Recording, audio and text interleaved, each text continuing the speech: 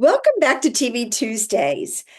Today I have with me Ann Tyler Hall with Hall Benefits Law. Now that's a big mouthful, and she's uh, a big personality in a small container like me. So we're going to talk to Ann about how she decided to be a lawyer.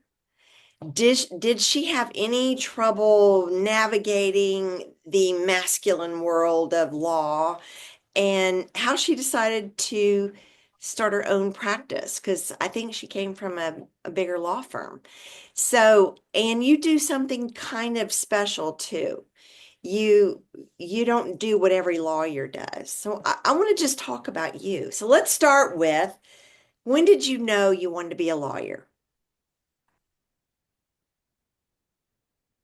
After college, I spent a year in England and studied international development. And I returned to the States and lived in Washington, D.C., and worked for the U.S. Trade and Development Agency, worked on Capitol Hill a few years. My father is an attorney. He was a small town attorney for over 40 years. What small town? And What small town? Sheffield, Alabama. Sheffield, Alabama. And so as I considered my path forward, it became clear to me that a law degree would be, at a minimum, very, very helpful, very beneficial for what I wanted to do. And I was ready for a new challenge. I took a few years off between college and um, working on Capitol Hill, working in Washington, D.C. What'd you do So during I that time? worked for the U.S. Trade and Development Agency, and then I worked for the Senate Commerce Committee. Very Oh, interesting time. It was during the Enron hearings, oh, and so wow. Jeff Skilling and Ken Lay came in the Commerce Committee office. So it was a very interesting time. Yeah. Unfortunate circumstances, of course, but a very interesting time. And I became very interested in laws and legislation and the impact of that. I had a business finance background. And so when I got to law school, I wanted to marry those two interests.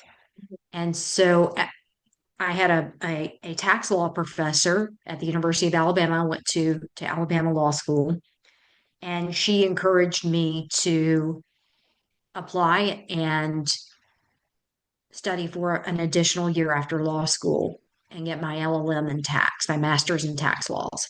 So I Wow. did, and I went to Georgetown, and a great program, very intense. I studied a lot, worked really hard.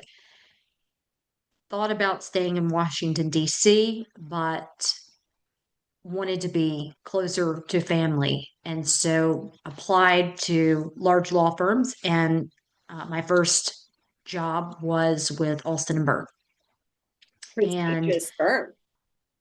yes, so great opportunity to work for very large companies. Mm-hmm.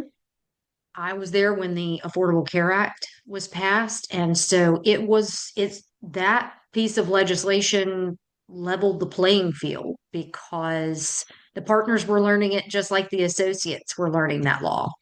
And so in real time, helping businesses navigate changes in the law and working with really, really sharp people. Yeah, I bet.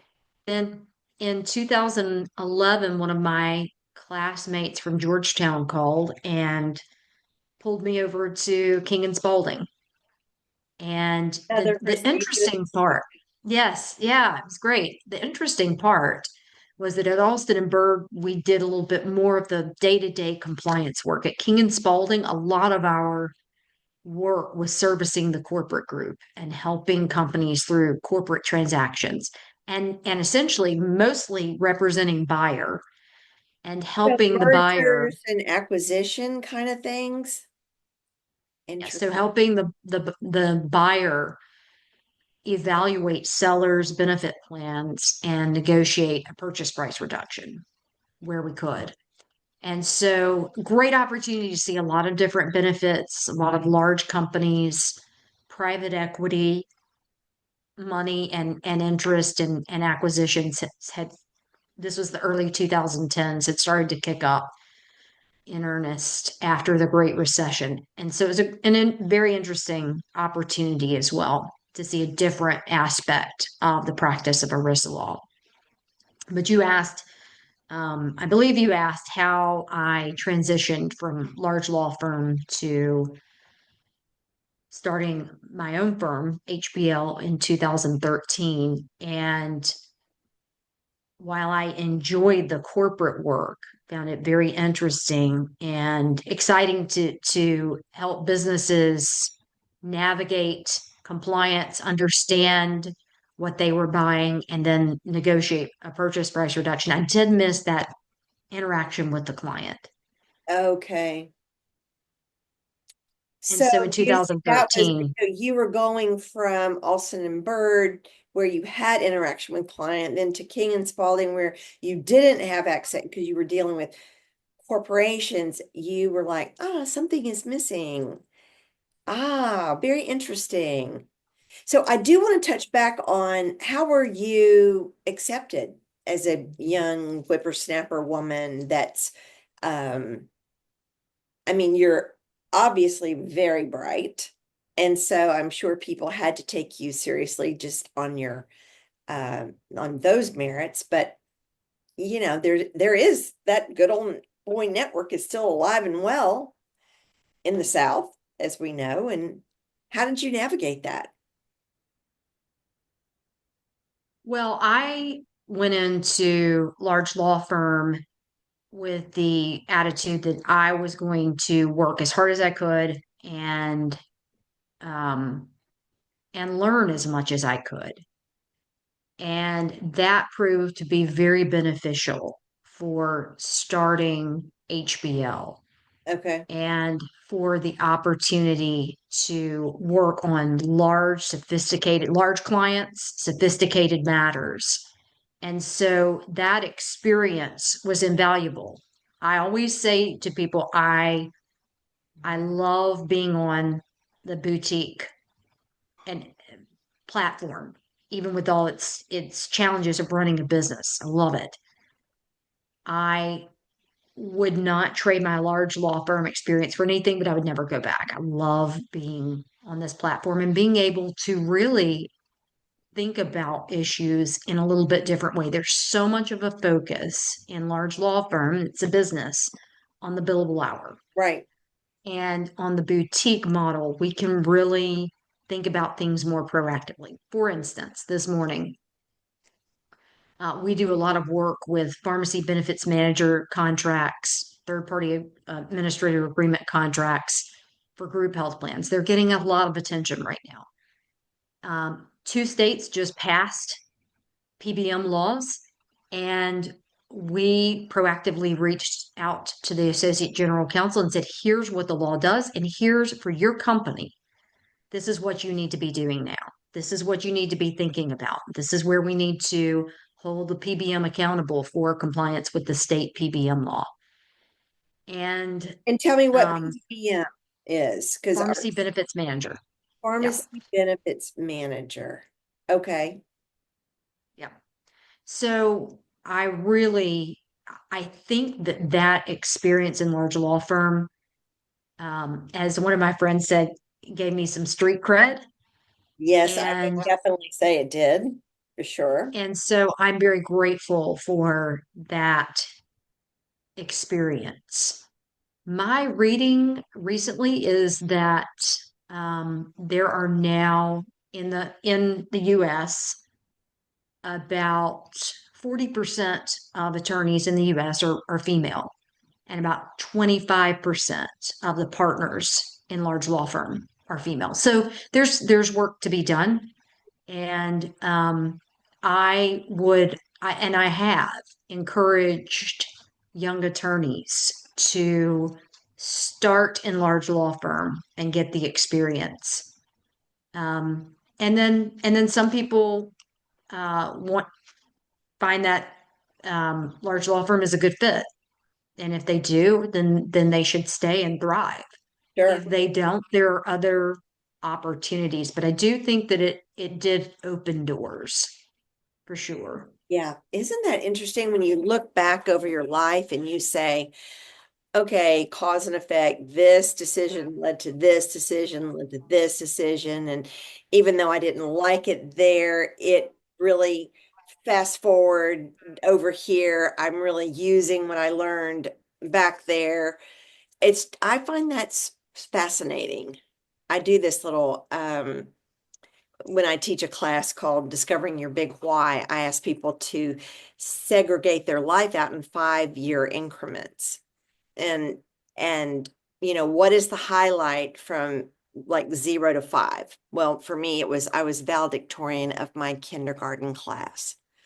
So, you know, um, so you go back all the way through where you are now, and you kind of start seeing a pattern. Huh? Well, look at that.